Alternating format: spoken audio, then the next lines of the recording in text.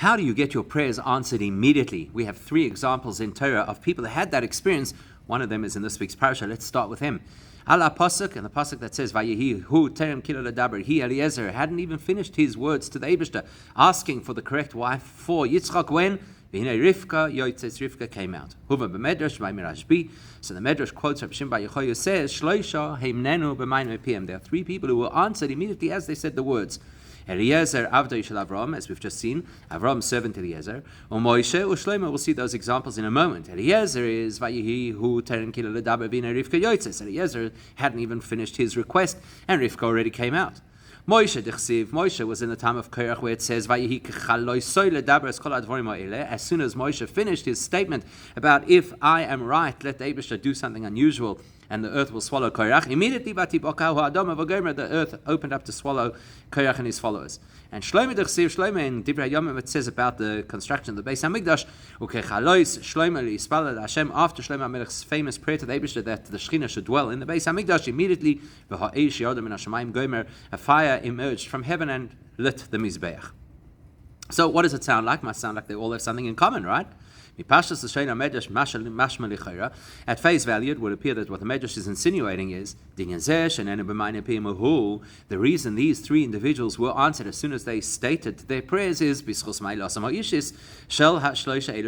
must be because of their personal greatness. All 3 of these people must have been great. And not only that, but seeing as they were all responded to in the same way, given the same reward, which is that their words were immediately answered, especially seeing this, the Medrash puts them all into a single category. There are 3 such individuals that who were immediately answered.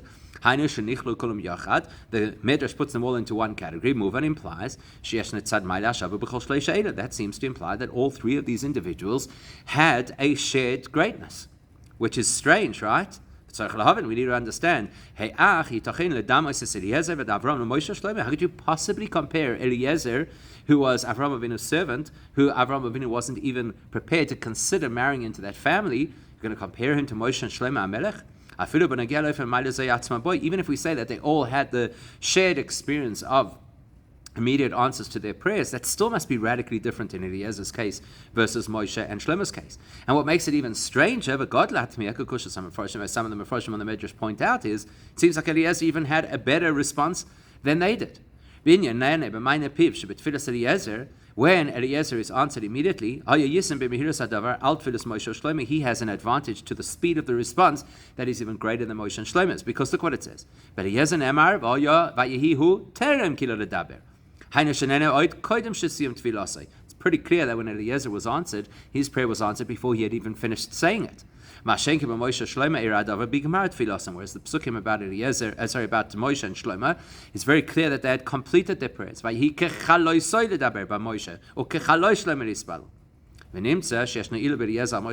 That's very strange, because if we're suggesting that the Medrash sees that Eliezer, Moshe, and Shlomo HaMelech as having something in common for which they deserve to have their prayers answered immediately, it seems to imply that Eliezer had an edge that Moshe and Shlomo didn't have. How is that possible?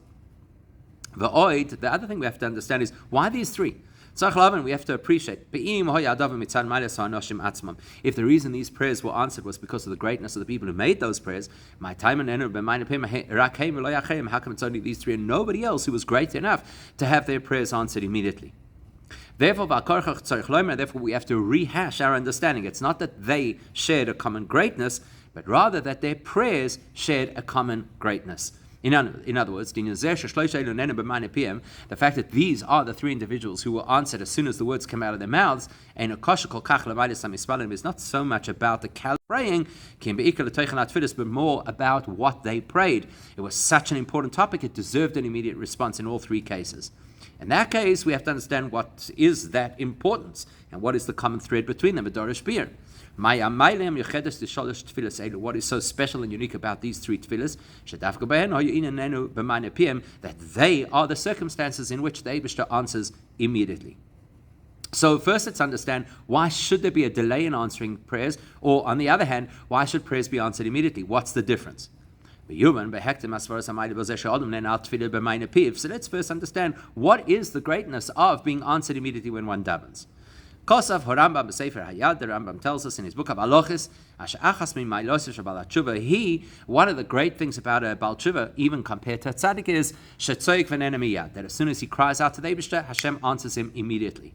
Over the Shoina, let's look at the original language that the Rambam uses, which is Kama mi'ula mailis hatshuva. Look how advanced the greatness of tshuva is. Yesterday,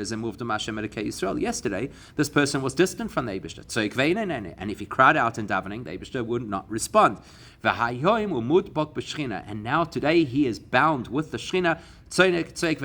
If he calls out to the Eibishter, he is answered immediately. Now what's interesting about this is, the Rambam here is speaking about the greatness of Balei Tshuva, and in the preceding halacha, he also speaks about the greatness of the Baal Tshuva. Why does he give us two perspectives on this greatness? So we have to understand. In the immediately preceding halacha, the Rambam writes, what tshuva achieves is it brings those who were previously distant close to the Eibishter.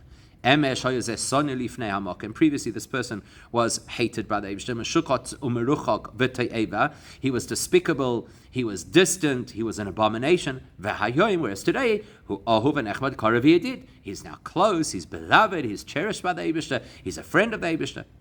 Now, if he's close to the Eibishter, surely that's the reason why the Eibishter responds to his prayers immediately. Is it not logical that the reason the Eibishter replies to his prayers immediately is because he's so beloved and close? Why then does the Rambam split this into two different discussions? The discussion about how close you are to the Eibishter, and then the discussion about how quickly you're answered, as if they're completely different issues in different halachas. Why? In order to understand that, let's pay attention to what the Rambam's trying to tell us here. Let's examine these halachas more deeply. Because at first glance, there is something strange here, which is both of these halachas seem to be conveying the same message. When a person does tshuva, they become close to the Eibishter. So why does the Rambam repeat the same message twice in two different places and in two different ways? It must be because the Rambam's intention over here is to illustrate to us that that there are two levels or experiences of tshuva which are operating at completely different levels. Which is why the halacha is why the Rambam splits us into two different halachas, each one examining one of the experiences or levels of tshuva. The first halacha, the earlier halacha, is where the Rambam's just talking generically about the fact that you come closer to the divine presence through doing tshuva. Listen to the language he uses. That what's great about tshuva is that it brings a person closer to the Shechina. And how do you know it's happened? It's illustrated in this fact. Previously, this person was hated and distant, and now he's so beloved and close to the Eibishter. So the first halacha is generic. You come closer to the Eibishter through tshuva. The second halacha says not only are you closer, something even more profound happens. The second halacha is dealing with a more advanced, mature experience of tshuva. Right, the elevated version of tshuva. Not only is this person now close and beloved to the Eibishter, close to the Shechina, but he is bound with or cleaves to the Shechina. He becomes united with the Shechina. Dveikus b'Shechina, he's bound with the Shechina. That's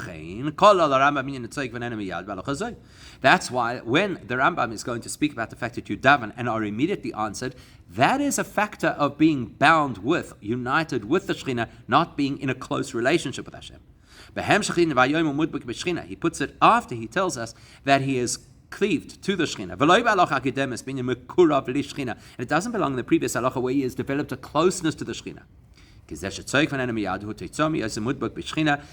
the reason a person is immediately answered is because they have become one with the Shechina. This is critical information for us to understand why these three scenarios are where the prayers were answered immediately.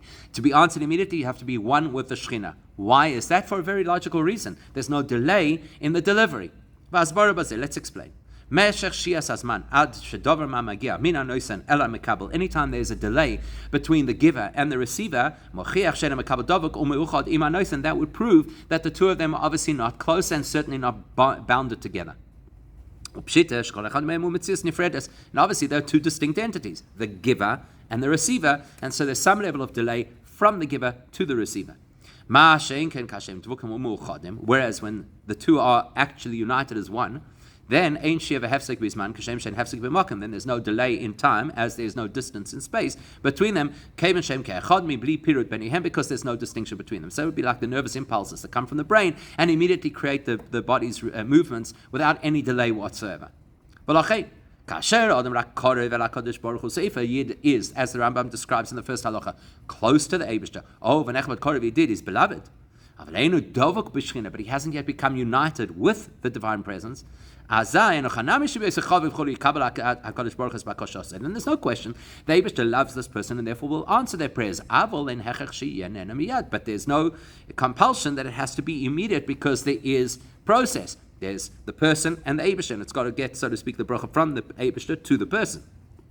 Whereas, when the person is cleaved to, connected with the Shechina, one with the Shechina, that means that the requester and the granter of the request are completely united. In that case, the person is answered immediately without any delays, because the person is one with the source. So that would describe that if a person is at a very advanced level, then they can expect that their davening is answered immediately. Our medrash is not talking about the greatness of the person, but rather is talking about the fact that there are certain types of tefillah that are so bound up with the Eibishter that the answer is without delay. In the same way as we've identified with the caliber of person who's davening,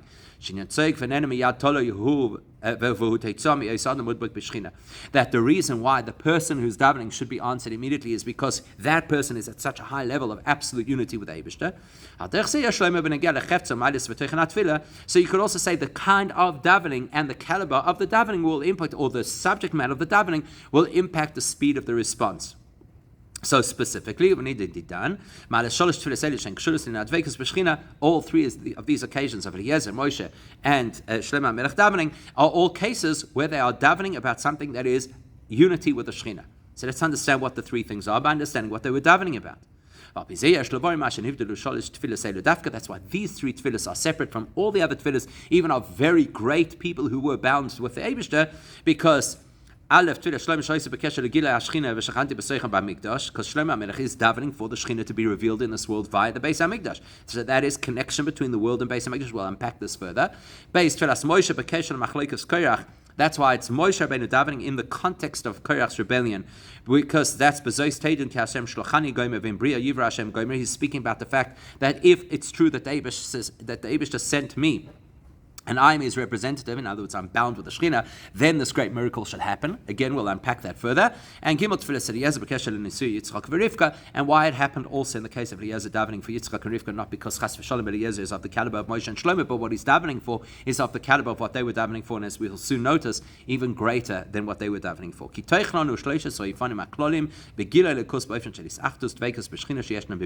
These three prayers illustrate the three different ways that the Eibishter and the world, or existence, can be united. Ba'olam, how it happens in space or in the world, b'ivnei Adam, within humans, or v'Torah, and within the Torah. So let's understand. If we want to have divine revelation in the world to the extent that the world and the divine revelation become united, the first place we'll notice that is in the divine revelation that happened in the Beis HaMikdash, because the degree of divine revelation in the Beis HaMikdash was such that the place and the Eibishter became absolutely one. You could see it physically with your own eyes. You could visualize a physical space losing the parameters of physical space because it is now one with infinite God. You would see it in the sense that a physical space operates in a way that is beyond time and space, or at least beyond space. As we know, the space occupied by the Aron, even though the Aron was measurable, so it was very much part and parcel of this world. The Kodesh HaKadoshim was measurable, so it was very much part and parcel of this world. And yet, the space of the Aron did not take up any space, so that is divine presence in a very tangible physical way where it's become part and parcel of the physical reality. That's what Shlomo Melech was davening for. That's what he was requesting. He says, I have created this base v'ulach. I've created this home for you, which should be the eternal space for the Eibusher to manifest. And he says, the heavens and the heavens beyond that, meaning all the spiritual realms, cannot contain you, the Eibusher. But this house that I have built will contain you, implying that this will be a place of divine presence in a way that becomes one with the space. But immediately his words are answered. Immediately they responded by sending a fire to ignite the Mizbech, and the presence of Hashem filled the space. This tefillah affected the revelation of godliness in the Beis Hamikdash, not in the sense of radiating godliness into a space, but rather godliness being absorbed into the reality of that space to the extent that it transforms the space eternally. And that's why even today, in the absence of the Beis Hamikdash, that space is still absolutely holy, because it remains the place of divine presence. So that's Shlomo HaMelech's tefillah. The theme is bonding Elikus and Metzias. Here it's happening in space, bonding Elikus into the physical world. Therefore, that tefillah is answered immediately. In human terms, the bond between godliness and humans is expressed in prophecy. That David reveals his secrets to his servants and Nevi'im. The fact that there is such a thing as a prophet is a core belief of Judaism, as the Rambam tells us, of Lashon HaRambam, as the Rambam writes in Hilchos Yesodei HaTorah, that one of the key factors of Jewish belief is that the Eibusher endows people with prophecy. And the purpose of prophecy is not just that the person has great spiritual antennae and therefore they're able to pick up the spiritual messages, but rather that the nevuah becomes part and parcel of them, and the Shekhinah becomes part and parcel of who they are. And therefore the prophetic vision becomes part of their thinking and is in their brain and part of their vision that they can then express to people in their words. Complete unity between the godliness and the physicality, in the same way as it is in space in the Beis Hamikdash, it's in humans in nevuah. And that's Moshe Rabbeinu's tefillah. That's why he was answered immediately, because his tefillah is about unity between the divine presence and the physical. And where there's unity between the divine presence and the physical, there's no delay in the delivering of the bracha. So what does he say? I need you to know that I was sent by the Eibusher to do all of these things. I didn't invent them on my own. If the Korach and his family die, or his followers die of normal, natural circumstances, well then obviously the Eibusher didn't send me. But if the Eibusher creates some kind of new, unheard of way of killing them, then you know that I am the Eibusher's representative. I'm a shliach. In other words, Moshe here is not proving the validity of the Torah that he's been teaching. That whatever he has shared as Torah mitzvahs, the instructions of the Torah, are what he actually heard at Sinai. That's not the issue that's up for debate over here. Rather, this is a moment to illustrate that Moshe is the Eibusher's proxy and representative, which in halacha is considered like the sender himself, to be able to give those rights to Aaron to be the Kohen Gadol, to his family to be the Kohanim, to Elitzaphan to become the leader of the Kahas family. He's not doing this separate from the Eibusher. This is Eibusher embedded in him. And we could even go so far as to say that in this respect there's something greater about Moshe's role, even beyond being the arbiter and representative of Torah. Because being the one to teach Torah was also part of his shlichus and also part of his nevuah.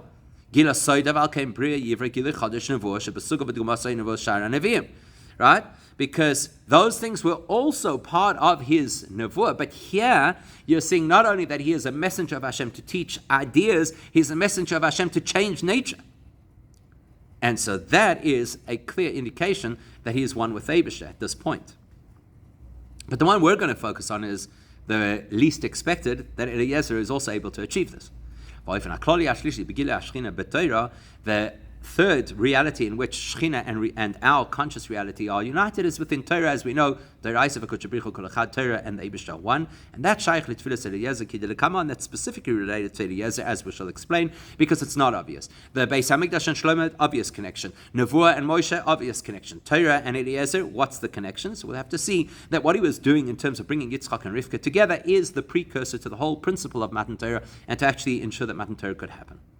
So, as we well know, Chazal comment about the length of time that the Torah gives to Eliezer's story, and the repetition teaches us that that the words, the ordinary conversation of the servants of our forefathers is even more beautiful in a sense than the Torah that we were given and then that we learn.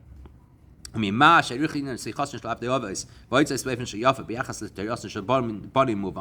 fact that Chazal make this association between the conversation of Eliezer, the servant of Avraham Avinu, and our Torah, illustrates that there's got to be a link between Torah and Eliezer's conversation. What is that link? So Chassidus explains, that the conversation of Eliezer, most specifically what he needed to achieve in this conversation, which is to create the union of Yitzchak and Rivka, is a representation of everything that Torah and mitzvahs are all about. Which is why the Torah gives it so much airtime, because this is a foundational and general principle of the whole of Judaism. It is through this process that we reach the point of Matan Torah. How so? The explanation is this. Throughout the whole of Chassidus, we speak about the innovation of Matan Torah is to bring together the higher and lower realms, which naturally should have nothing in common and no means of connection. The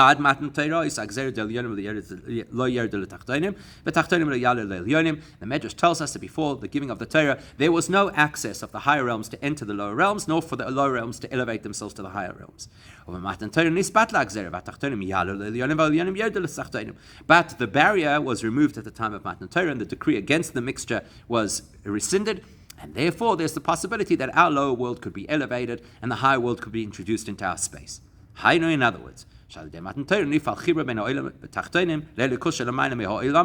means that the whole purpose of Torah is exactly what we've been speaking about, the union of godliness and matter, godliness and existence, that the Eibishter can seep into the world, to the extent that the world and the Eibishter, the higher and the lower, can become one.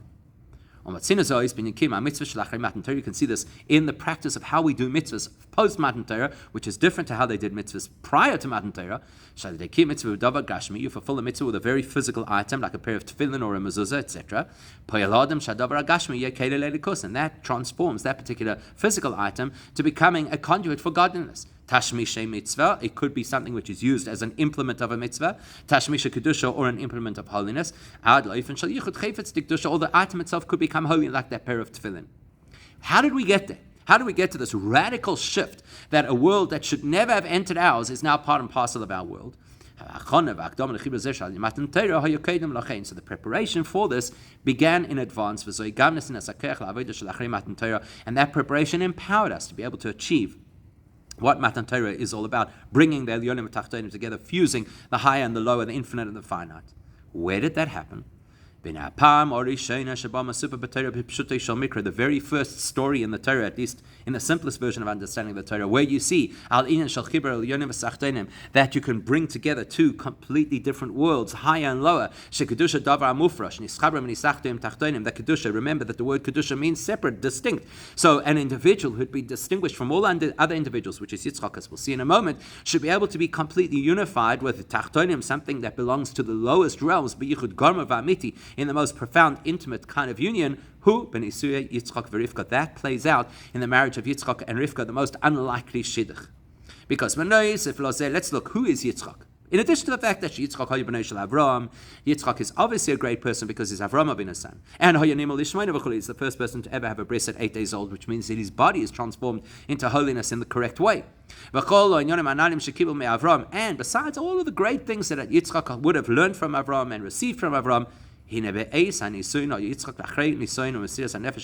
most important thing is, by the time Yitzchak gets to marry Rivka, he has already withstood and confronted the test of the Akedah, which is complete sacrifice for the Eibishter,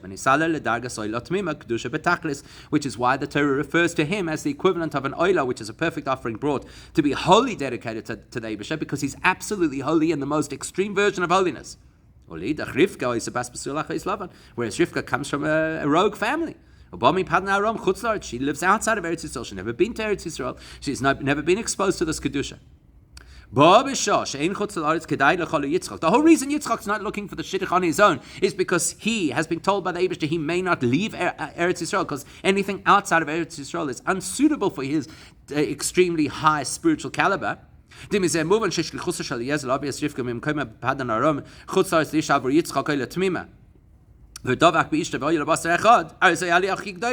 Eliezer to go into Padan Aram, outside of Eretz Yisrael, find Rivka in the family of Basul and Lavan, who are not nice people, and bring her to Yitzchak, not just to meet Yitzchak, but to become his wife, that is the ultimate elevation of the lowest possible state. And that's not what happened with Avram and Sarah. First of all, Avram and Sarah married before Avram Avinu had a bris, so he wasn't yet at the highest level of spiritual development. It's before Avram Avinu had become active in spreading the Eibishter to that extent throughout the world. Plus, Avram and Sarah were both living in an environment that is completely foreign to spirituality and to holiness, so you cannot suggest that the wedding of Avram and Sarah is the melding together of two different worlds. It wasn't.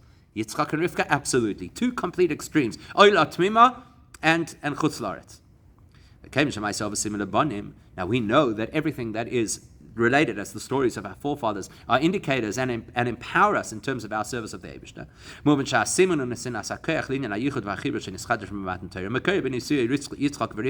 That tells us the indicator and the empowerment to be able to achieve what Torah is all about, which is to fuse the highest and the lowest, does not come from Avram and Sarah's marriage, but specifically from Yitzchak and Rivka's marriage, because their marriage represents this extreme fusion. And al pizeh yesh li yashvat me'an al sifalev al zesh binyan miyad et tfilas Eliezer hayayisen b'mehirus de miyad al hamaynen et tfilas Moshe u'shloime. Now we can address the question we asked right at the beginning. How strange that Eliezer, who is not nearly of the caliber of Moshe and Shloime, was answered even before he finished his davening, whereas they had to first finish the words. Shadafke hu nene oid kodim shnistayim et tfilase. Mashenkin gab Moshe Shloime neme shadavar yikichalos tfilase. Why Dafke Eliezer is answered before he finishes his prayers, and Moshe and Shloime have to wait? It's not for any reason because Eliezer is great, chas v'sholem, then Moshe Shlomi is not anywhere close to them. It's because of what he's davening for, which is Torah, which is far superior to the Beis Hamikdash and Nevuah. How so? So we'll see.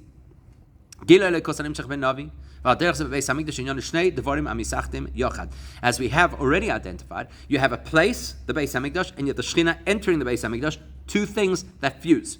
Likewise, when you speak about a nevuah, you have a person who is then endowed with the power of nevuah. They fuse. And that's why you'll see that in both these scenarios, it's not constant or consistent. In other words, that's why when it comes to nevuah, there are different kinds of navi, different levels of navi. And even in the navi himself, there are different stages of the Navi. Koidem shenisnabe, before he became a Navi. Beshas hanavua, how he is during the state of prophesying. Le'achrei hanavua, how he returns to himself after the Nevuah is over. Besides the fact that Nevuah no longer exists, implying that Nevuah is something which is a fusion of two distinct things that never become absolutely one, and therefore there are fluctuations and variations and eventually a cessation.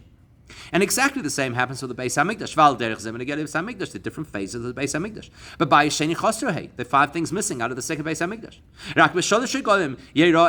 There's only certain times of the year where you can have the absolute exposure to godliness that you get on Pesach, Shavuos, and Sukkot. You cannot work in the Beis Hamikdash at night. Most importantly, the Beis Hamikdash eventually was destroyed. Even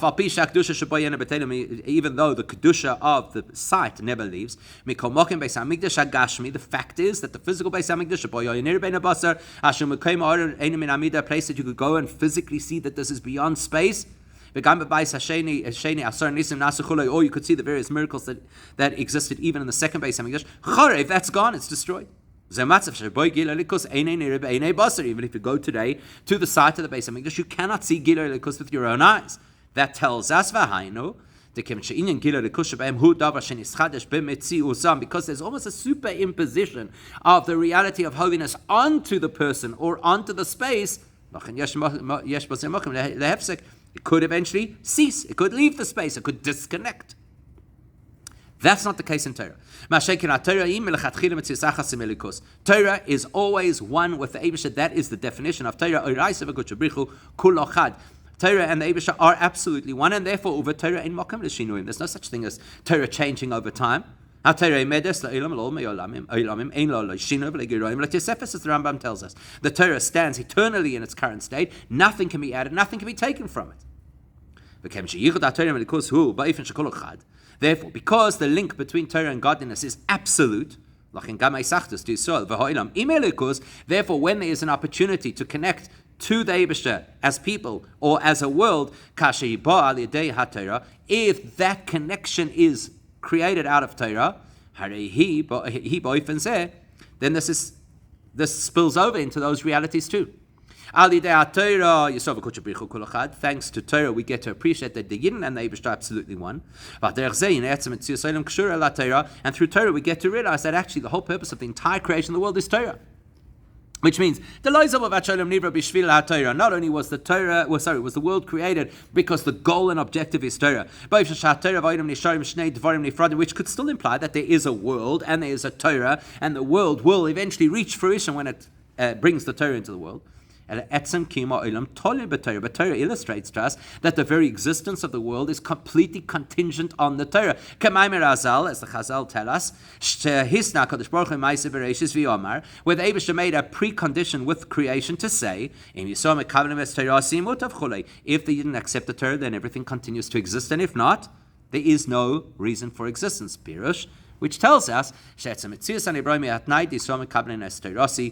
the very existence of existence is contingent on the Jews keeping Torah. In other words, Torah not only has its own absolute connection to the Eibusha, but it illustrates the absolute connection between us as Yidden and the world to the Eibusha, and specifically through Torah and in Torah. Which will help us to understand why the speed of the response to his request, to Eliezer's request, when it's about the marriage of Yitzchak and Rivka, which reflects everything that Torah is about, that happens even before he finishes his words. If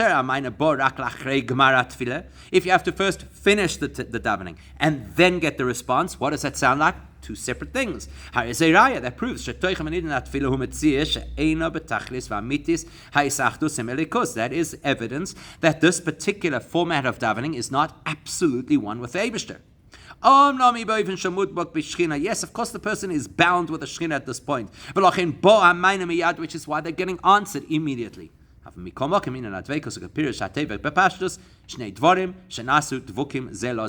deveikus, the gluing that we're talking about over here, in itself implies two things glued together. Therefore, the davening and the response to the davening are like two things that attach. First, you have the davening, entity one, and as soon, in the minute that it finishes, we glue to it the response, separate entity. But if the goal and the objective of my davening is something which is inherently, innately, fundamentally one with the Eibusha, then the response is exactly the same. Just like the entity I'm davening about, Torah, cannot be broken apart, so the tefillah and the answer cannot be split apart. In our specific case of Eliezer,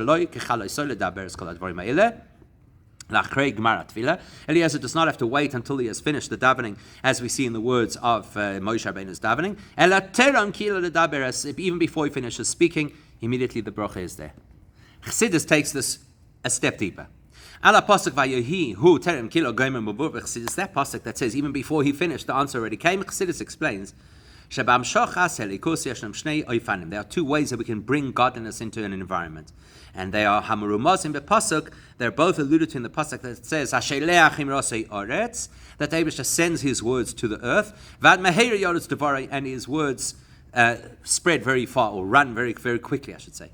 When we say that David just sends his words to the world, That implies a gradual introduction of Hashem's words or brachas into the world. That implies that the way the bracha is being delivered is it's got to go through all the various phases of Hishtalshlus, of the divine creation process. And at each step along the way, it kind of manifests in the reality of that level until eventually it reaches its destination, which is, so to speak, here on earth. Then there's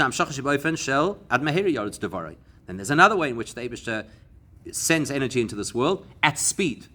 That's where it's an immediate delivery. It's extremely fast because the Eibishter is skipping over the whole hierarchical structure of Seder Shtalshlus. Now, why would there be these two differences? The reason for the different methods of delivery of the Eibishter's energy and brachas is, depends where it's coming from. It depends where the bracha originates. If the source of the bracha is a dimension of godliness which is relative to the hierarchical structure of Hishtalshlus, well,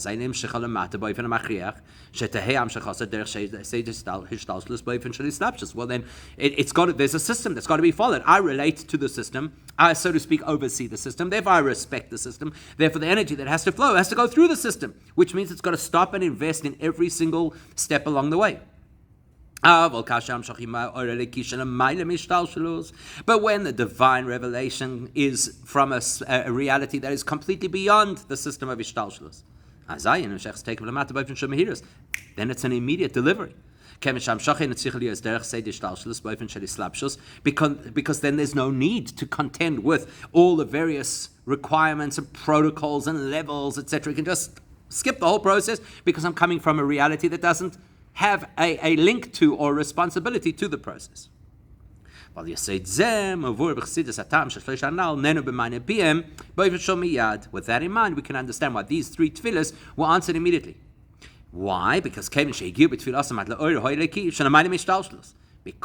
these three tefillas, they were able to access that divine energy, which is completely beyond the structural system. Therefore, they were able to bring the kind of davening, the kind of response that is mehera, that is immediate. Which will give us another perspective on why Eliezer's tefillah was quicker in response even than Moshe and Shlomo HaMelech. It's specifically in his case that it's before he finished the words, the bracha, the response was already there. What was Eliezer davening for? It had nothing to do with him. He was davening on Yitzchak's behalf. And Yitzchak is the representation of Gevuras, which means Tagburas Achais. We always think of Gevuras as limitations, but actually Gevuras is incredible, intense power and incredible, intense energy. Therefore,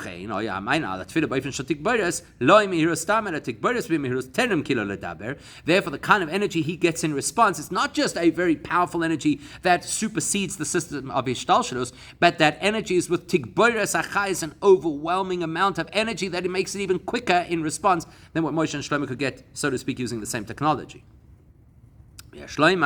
So we can now link the way we've explained that because Eliezer is davening for the Nisuin of Yitzchak and Rivka, which is bringing together the fusion of Torah into the world. That's why his davening was answered first, or earliest. We could link that to this principle that it's because it's for Yitzchak who is Tigboris Achayis. As long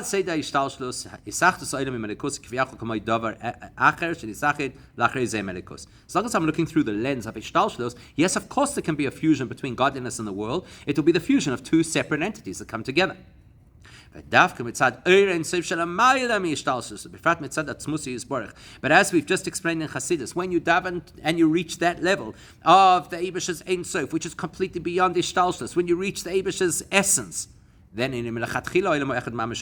from that perspective, the world and Elikus were never separate. The created entity and the absolute, truest entity, the created being, and the creator, or more than that, the Yesh Ha'amiti, the truest existence, are actually absolutely one, which incidentally is one of the things that we'll see exposed in the time of Mashiach, which should happen, take it from Miyad Mamash.